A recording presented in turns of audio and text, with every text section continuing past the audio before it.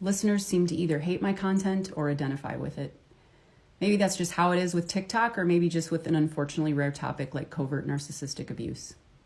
I think that those who hate my content, yet don't technically identify in themselves narcissistic traits, may find themselves distasteful of the truth because they are in enmeshed and or codependent relationships themselves.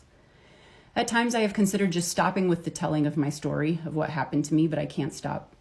Not only have I made the commitment to myself to pull back the rug on what my in-laws so badly wanted silenced, but there needs to be more awareness about this. Awareness about narcissistic family cult abuse, where all gang up on one.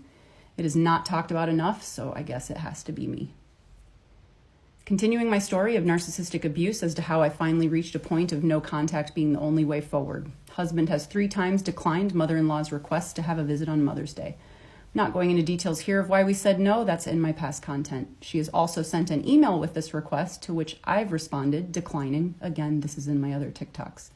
I'm sure someone will comment, why can't you just be with mother-in-law on Mother's Day? If after watching my past content, you still can't understand why I wouldn't want to spend time with my mother-in-law on Mother's Day, then you may be a narcissist yourself, or at the very least an enabler. We don't get a response from mother-in-law to husband's 3rd decline or my emailed decline, but we do get a text later that afternoon from the oldest sister-in-law, who we'll see at the wedding in 2 days. Is Bethy going to be able to handle seeing us at the wedding? Do you have any concerns about her behavior? My husband responds, she'll be fine. Saturday arrives. I'm anxious as all heck, but I keep practicing the 5 neutral territory topics I'm going to talk to mother-in-law, sister-in-law, and sister-in-law's husband about. These are topics my therapist at the time encouraged me to have ready in an attempt to spend some time reconnecting with my in-laws. At this point, there's no intent to burn all bridges. Husband and I are hopeful and optimistic that past toxic behavior and gaslighting is behind us, and we can all move forward with a healthy respect for each other's boundaries. We arrive at the wedding and intend to have some small chat and hugs with them, but they end up being late, arriving breathlessly just in time for it to start. We do some quick smiles and waves, and the ceremony begins. It's absolutely beautiful. The vows are lovely. I'm moved to tears. It ends, and everyone starts exiting to go to the reception hall. Sister-in-law tugs my husband to the side before I can even put down my damp Kleenex. And in shock and horror, I see her waving me over to join them at the side of the altar. The ceremony area isn't even halfway empty, and I'm being waved just right here to the side of the altar. Surely this must be the apology that is so obviously needed after the last time she confronted me. She's had time to think. She realizes that gaslighting my experience and victim blaming me for the time I was cornered, yelled at, swore at, and insulted in front of my children. It really was bad. Yes, this is the apology that will allow all of us to move forward with peaceful reconnection and communication. Right? I step to the side next to my nervous-looking husband. I feel like time is standing still. Have even half of the attendees made it out of the hall yet? As I make it over to them, sister-in-law opens with, "Are you still mad?" Wow, that was definitely a different sounding apology than I was expecting. We haven't even said hello yet, much less had the usual polite greetings one does when seeing loved ones again. I struggle to keep my face neutral, already hearing my therapist saying, "You have the power to walk away." My husband looks like he's entering his usual fugue-type state, eyes distant, and I feel cement pouring down my legs, gluing me to the floor. Sister-in-law continues with another helpful assertion. "Why are you clinging to something that happened so long ago?" She gets a hitch in her voice, tears filling her throat. "We have a family bond that is stronger than this. Why can't you move on?" My husband is silent. I'm still half certain that I'm imagining this. Finally, I find my voice and somehow calmly say, "I'm walking away." I was saved because as I turned away, the mother of the groom is walking towards me. We do our hellos, small talk, as well as hugs. Husband makes it over to me, and out of the corner of my eye, I see mother-in-law and sister-in-law's husband comforting and apparently crying sister-in-law. Mind racing, husband and I finish our niceties with the family of the groom and make our way into the reception hall. There are drinks, appetizers, and small talk with the crowd. Mother-in-law, sister-in-law, and sister-in-law's husband are nowhere to be seen. Husband and I are both shaken, still in disbelief that the celebratory event was hijacked by sister-in-law's gaslighting and blame-shifting, but thinking we can get off on a better foot once dinner starts. In my current healthier state of mind, I'm sometimes confused why I thought things would work out, yet I have to acknowledge that I kept trying because of the trauma bond. To tangent momentarily and give a very brief explanation of a trauma bond, it's only natural to develop a bond with someone who treats you with kindness, or the illusion of kindness, since many abusive relationships begin with a shower of affection and assurances of love. That's exactly what my in-laws did. It was a shower of affection, and the assurances of love were so constant to the point it felt a little weird. Someone in the comments of another TikTok video pointed out that all the hugging and constant lovey-dovey group texts are a form of gaslighting, which now makes total sense to me. So when the abuse begins, it takes you by surprise. After the abuse, a normal response, in narc world that is that the abuser might apologize, swear to change, or insist, "I was just upset." In my case, so far I had been subject to the latter of those. I was just upset. And it was always spun to me as the scapegoat. I was the cause of their loss of control. It was my fault that mother-in-law and sister-in-law erupted and got angry at me. I took them by surprise with our little family's new attempt at boundaries. This is a family. Don't you get that? A family with a legacy. Don't you understand that, Bethany? Your boundaries are an attempt to rip apart the deep bond we have. These attempts to manipulate, aka gaslight, project, blame shift, often succeed since you remember the early days of the relationship and believe they can be that person again. In other words, I'll try to overlook this because you used to be so nice to me. I believe the trauma bond is what drove me to continue forging ahead for resolution despite such conduct, such as being confronted near the altar at a wedding, the first time we've seen each other in person for almost a year. Finally, there were the signals to get to the assigned table, have a seat to hear the speeches, etc. Mother-in-law, sister-in-law, and sister-in-law's husband finally made it to our assigned table. Mother-in-law looks flustered. Sister-in-law's husband and sister-in-law are staring at my husband, the latter with huge sad eyes and pouty lips. We awkwardly make our way through the conversation. I am blowing through my 5 neutral ground topics that I'd planned ahead of time. At one point, in front of the table of relatives, mother-in-law asks my husband if he'd like to wear his deceased dad's wedding ring. He'd really want you to have it. Husband falters a bit, and it's awkwardly silent at the table because of the way she worded it, that the intent was that my husband wear it. Does she think my husband is going to take off his wedding ring, our wedding ring, and wear his dad's wedding ring in its place? Or wear his dad's wedding ring in addition to his own? It's made clear when mother-in-law says, "Oh, I guess you have your own." Husband says, "Yeah, but I'm happy to keep dad's in a safe place at home." She says, "No, if you aren't going to wear it, I'll just keep it." She again brought up how important it was to her that we also hang out the following day on Mother's Day. Husband again says, this is at least the 4th time at this point, that after spending this entire Saturday at the wedding, we will be sleeping in the following day, doing some of our own Mother's Day things with our own children, and just catching up on weekend chores before the work week. Sister-in-law jumps up from the table and leaves the hall at this point.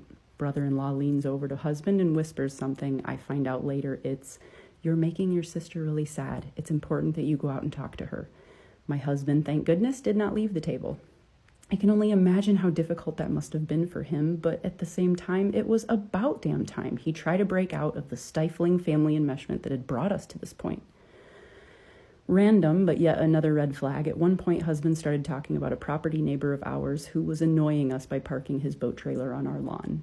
Mother-in-law proclaimed, "At the end of the day, they're your neighbors. You do what you have to maintain that important relationship." I calmly but firmly respond, "Right, we're cordial with our neighbors and have a good, respectful relationship." And I still asked them not to park their boat trailer on my lawn. She shoots my husband a look that could kill.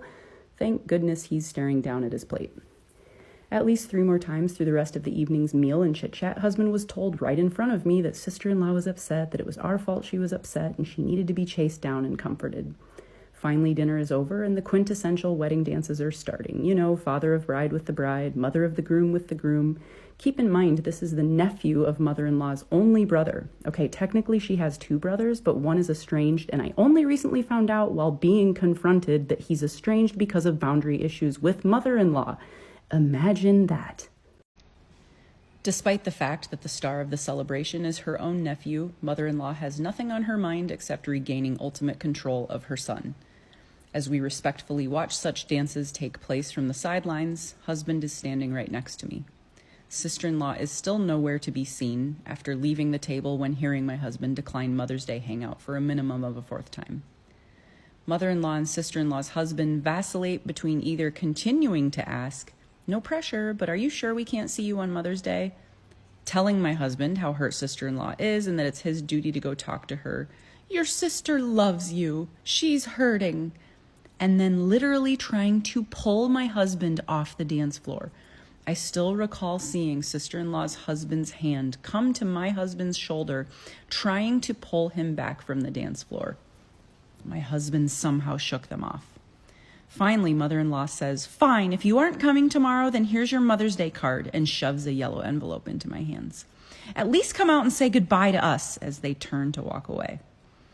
I'm not going to force my husband to do anything, but I am not moving from this dance floor.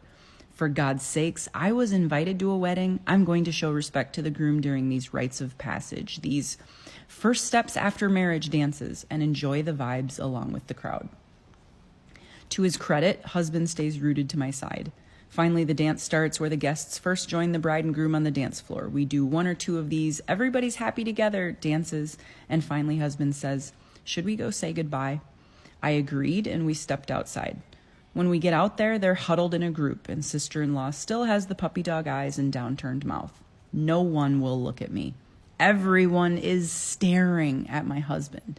It's quiet, awkward, and I honestly can't remember exactly what was said here. I did a side hug with sister-in-law's husband after he leaned towards me, but certainly not with mother-in-law and sister-in-law, who would not take their eyes off my husband.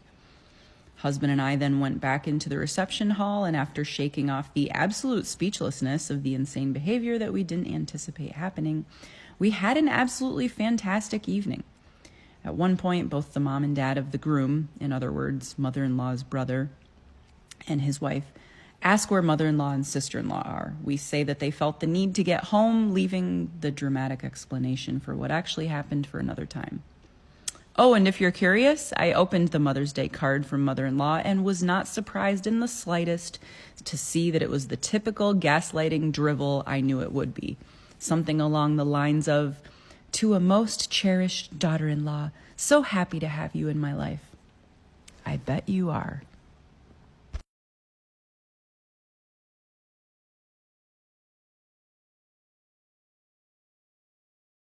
I took about a week break from the chronological telling of my personal story of being a victim of narcissistic abuse, before I even knew that was a real thing, because I was having some resurfacing anxiety. Today's post is about an email from my oldest sister-in-law that we received a couple days after the wedding. It's going to be really hard to show it to you without wanting to immediately retort, shed light on all the lies, additional context, and twisting of the truth within the email. Hopefully, for those of you who have faithfully followed along to this point, you'll know that I'm not the monster portrayed in this email. Since so many of my followers also seem to know this type of abuse, you'll also likely be able to identify the rampant enmeshment, gaslighting, scapegoating, manipulation, and triangulation within. My retort comes in the future, and I'm trying to tell this story as close to chronologically as I can.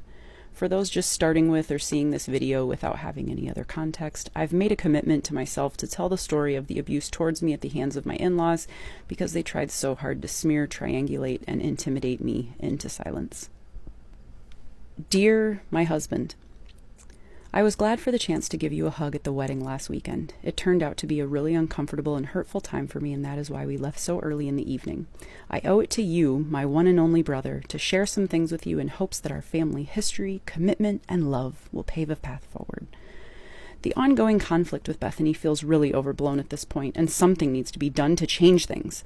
Bethany has either ignored me or left confrontational and angry messages for over a year now. Our family has visited the Twin Cities 3 times and have been kept away from seeing you and your girls. This is super painful for me especially, but also hurtful for my husband, my kids, and mom.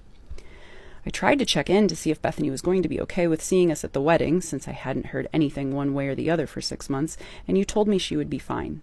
She obviously isn't fine with me and communicated with Mom just prior to the wedding about our ongoing conflict and the apology that she was waiting for from me before she would ever consider having a normal relationship again. I tried to talk with you both at the wedding, and she essentially turned and walked away from me. I heard you say at that moment that you do want to move on, and I appreciate that, brother. Bethany, however, has not wanted to move on this whole year, and seeing her so happy and eager to talk to everyone at the wedding besides me was unbearable. Seeing her give out so much love and enthusiasm to the wedding cousins and other relatives while maintaining this commitment to ignore me, demand apologies from me, and keep you and the girls from even seeing my family feels heartbreaking and cruel. Throughout this whole conflict, I have tried to express that I love you both. I am committed to you both as members of my immediate family and a desire to move on. I have never heard any such words from Bethany and certainly do not feel any love or commitment coming from her towards me and my family. I tried to apologize for the way my one email last March made her feel. She didn't like that apology. She has been punishing me for that email apparently for this entire year. This has been very hurtful and shouldn't go on. We need a resolution and to find a way to move forward.